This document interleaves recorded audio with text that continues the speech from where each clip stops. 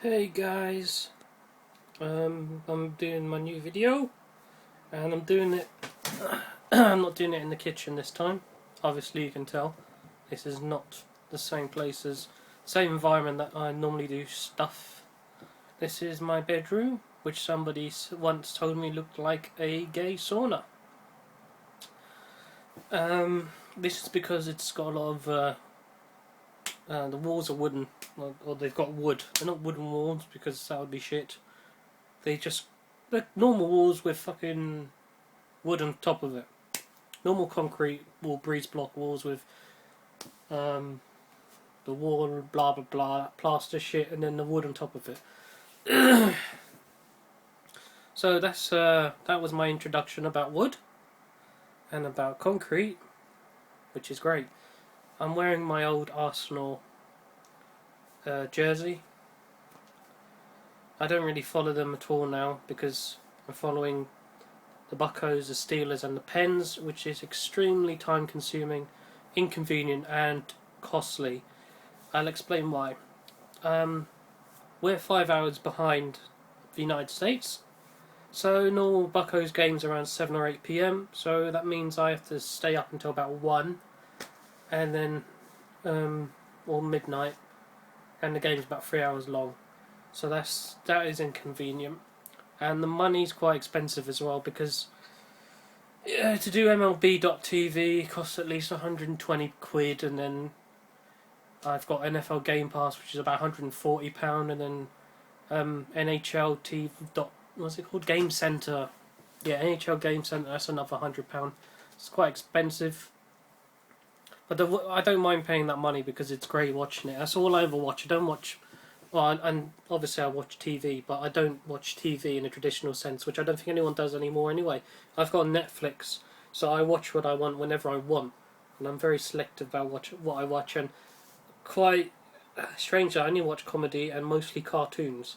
So, that says a lot about my character and state of mind. Okay.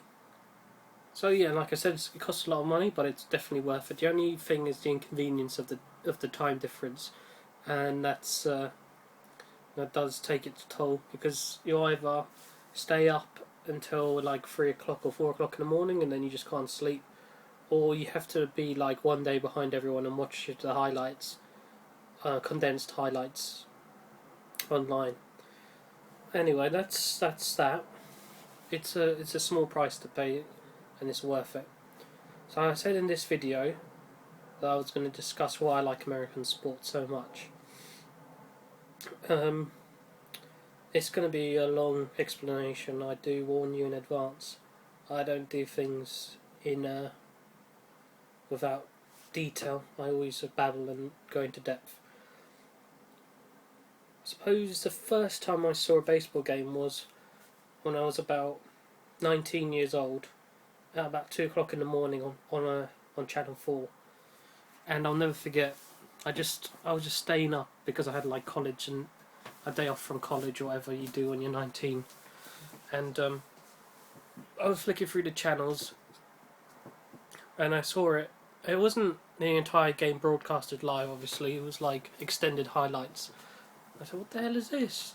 And it just instantly, the moment I saw like the camera angle, like the pitcher on the mound, the lines, the diamond, the umpire, the catcher, whatever the typical shot you have behind the pitcher, TV camera angle. The moment I saw that, I was captivated. I was like, this looks really nice. Like, it was visually pleasing from the very first second I saw it. And so here I am, 19 years old, British guy, not without any fucking first time I've seen baseball. No one spoke about it when I was a kid. No one mentioned it when you were in school. They don't tell you fucking nothing. When in the UK in school, all they give you is a soccer ball, and they say, right, kick that around for like an hour, and that's your physical education, PE class for the day. So that's all you do is football and rugby and maybe rounders. So here I go. I've put it on, and I'm just like, what do you have to do? Obviously, I realise that they have to hit the ball to score points and to get on base, because everyone has a kind of, in the UK, everyone's got a basic idea of the game of baseball, because American culture, specifically TV and movies, has such an influential factor around the world, including here. So we all know about first base and about home runs. So that's all we basically know. So I knew they had to hit the ball to get on one of these, to run round and score a point. So I'm watching it, and then I realise, oh, okay, so there's fucking numbers that there's a 1 and another, and like there's 2 separate numbers. So we all know about strike 3, you're out. But I didn't know about balls. I was like, okay, so it has to hit the strike zone 3 times. Strike zone is below the cap of the knee, up to the midsection. I was like, okay, so if they go in, if they hit that 3 times, he's out, and then 4 balls, he can actually get a base on for free, a base on balls. And I was like, this is actually really interesting. And I love looking at I love watching where the ball would hit. I always love watching where it would go. It's say, was that a strike or was that a ball? And I'd like to see this. I like watching the batters holding their bat and the batting stance they would adopt. It looks so cool. And the whole thing looked really cool, and it was really American, and there was such a laid-back atmosphere. And it's just, you're not used to that being from here. Like in football matches here, people are singing and shit like that, or they're very quiet and very proper and very respectful. Like no one shouts hardly ever. Like you can't just yell out, "Oh, you're this and that," because people just turn around and look at you like you're crazy. But in baseball, you can just shout whenever you want, say whatever you want. Nobody bats an eyelid, and it's a very nice picnic feel. Like everyone's just lying back in the sunshine and eating food, talking to each other. It's just a really nice family atmosphere. But with also the crazy side of that sports always has, like crazy fans going crazy, singing, chanting, I should say. So yeah, I saw that and I liked it. I never really liked English football, soccer, because I was always shit at it when I was young, and my dad isn't into English football, and he never bought a ball, he never kicked it with me or anything like that. So maybe if I was young and he was into it, he would have got me into it. But he doesn't like it at all, he hates it. Also, I like the fact that in baseball it's about strength, upper body strength, as opposed to, just using your feet kicking the ball.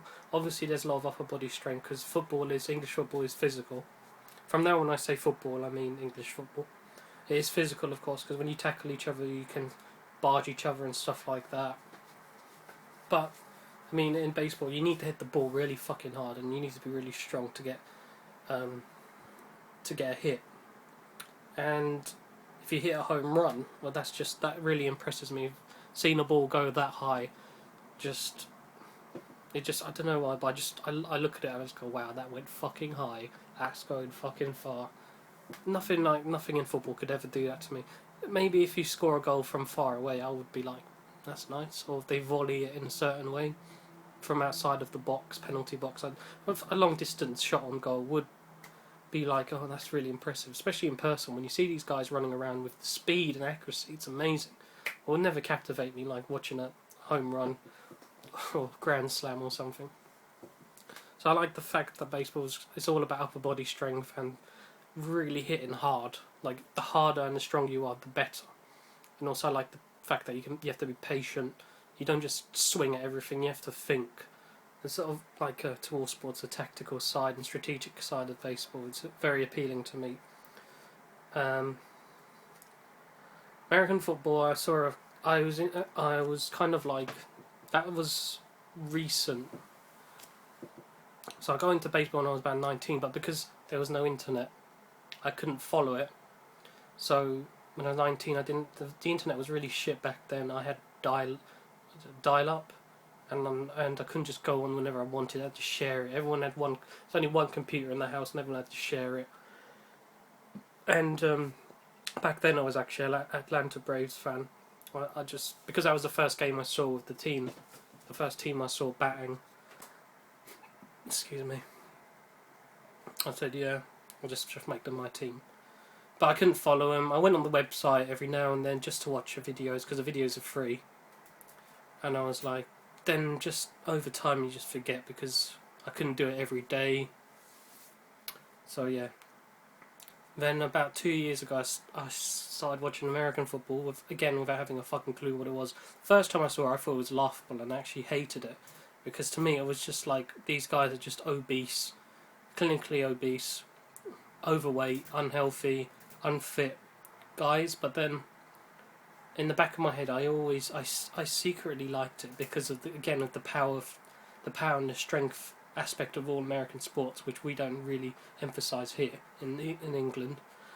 So secretly, I did like the way that they throw the ball using the arms. I don't care about the feet. I'm all about arms and throwing and catching. It's much more fun, and I'm better equipped to do that than kicking because I never grew up doing so. So in the back of my head, I basically, my sister was watching the Green Bay Packers. Actually, my sister on Channel 4 in the early hours, and I was watching it, and I was just basically sitting there going, God, they're so fat, they're so overweight. And I have an Xbox Live friend from Pittsburgh, okay, and that will become more significant in a while, a bit further on. And I used to talk to my Pittsburgh friend Pierce, and I used to say, "Oh yeah, they're fat idiots" and stuff like that. And he hates football as well, and he likes soccer actually. It's kind of strange. So he's like, "Yeah, they're just fat morons, they're just idiots and they're brain dead." But in the back of my head, I still liked it, and I would still sit down and watch Green Bay with my sister and just stuff like that. And then I thought, then one day I just sat down at my bed with my laptop and I thought, what the fuck is the rules of this game? Then I learned the rules. I learned about first down, second down, third down. And the person who taught me these rules was Burt Reynolds. There's a video by Burt Reynolds. It's like 20 minutes long, and he explains the basics of American football. And it was because of him that I learned the basics. And when I learned, basically, you got 4 attempts to go 10 yards. That was it. Boom. When I learned that, I loved the game. Just from the moment I learned that basic rule, I was in love with the game because I knew it was like warfare. It was like a struggle, blood, sweat, and tears. No matter if it's sunny or if it's raining, or if it's snowing, if you can't see shit, you gotta go 10 yards. You gotta make your way up the field like into enemy territory as like a unit, as like troops, and that really appealed to me. It was extremely, it was the first time I was exposed to that. So that was about when I was about 20. Let me see, about 22. That was. So then I established I liked American football, and I had a friend from Pittsburgh, and we play Xbox together, and we talk on Facebook as well. So I thought, well, it was time for me to choose a team. It has to be Pittsburgh because that's where my friend's from. So I chose Pittsburgh. I never ever changed my mind. I just went, everything's Pittsburgh. I don't give a shit. Everything's that. And I never changed my mind ever. So I chose the Steelers, and by default I had to choose the Pirates without knowing a thing about the Pirates, without even seeing their logo. I just went Steelers, Pirates, and Penguins like that. So that's what established my Pittsburgh, my love for the city, and it turned out to be an excellent choice. And I'm not just saying that; it's true because I've never been to Pittsburgh, and I've so little. I know nothing about it, but I can observe that it's a extremely proud sporting town with a very good history. It's got a very strong history of sports. It's kind of like, it strikes me as a working class kind of place. Like I think it was built, like the whole thing. The place was built by Steelers, like guys who would work in the steel mills, I think they're called, where just doing the steel and stuff.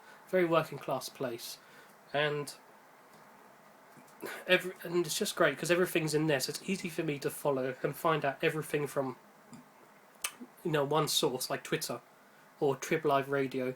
If you don't know what that is, it's just it's a radio station that's all about Pittsburgh sports, and you can listen to it 24/7. So that helped me over the years so much because whenever I'm just sitting down doing nothing, just pop on Trib Live and you know everything about the 3 teams.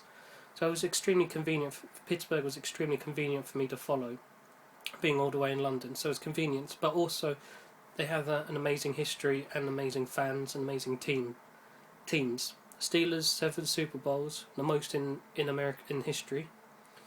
Buccos have 5 World Series wins, and they have extremely good history as well. Everyone knows Roberto Clemente, Willie Stargell, and all the way back to the 70s. I think that was on the 70s when 75 was the last time they won the World Series. I think I always forget, and they just had a great team, and the Pirates. I mean, that's such an amazing team logo and something to base your team on. Like the gimmick kind of thing. Steelers, amazing, looks good. Pirates, who doesn't like Pirates? Everyone loves Pirates, and it looks good, and they've got a good history as well. Penguins, I don't really know that much about because I only started watching it about a year ago. But I know recently, they've been extremely good, and to this day they're extremely good as well. I think they won their division last year, maybe not the conference, but I think they definitely clinched a division trophy. So they're always going to be in the playoffs. They're one of the best teams in the entire National Hockey League. And again, hockey is all about physical strength. It's all about being strong, not just upper body but lower body, but more of the upper, because you've got to hit that puck hard, you've got to shoulder barge, you've got to check, I should just use the proper term, check people, body check, stick check, poke check, and then you've got to be able to fight as well. And if it comes to that, if the other guy wants to have a go at you, you've got to use your fists and you've got to defend yourself and your team. So yeah, I'll go back to the Buccos now, to the fans of the Pirates. I really think they're the best fans in the entire world. I'm not joking. I mean, across all countries, across all sports in the history of those things. This is because they've had 20 years of losing streak, or maybe 21. I don't know what the technicality is, but it's 20 odd years, at least 20 years of consecutive losses. So that means they finished less than 50. They had more losses than wins for 20 years. And the last time they made the playoffs, which is like a championship head-to-head thing, was in 1992.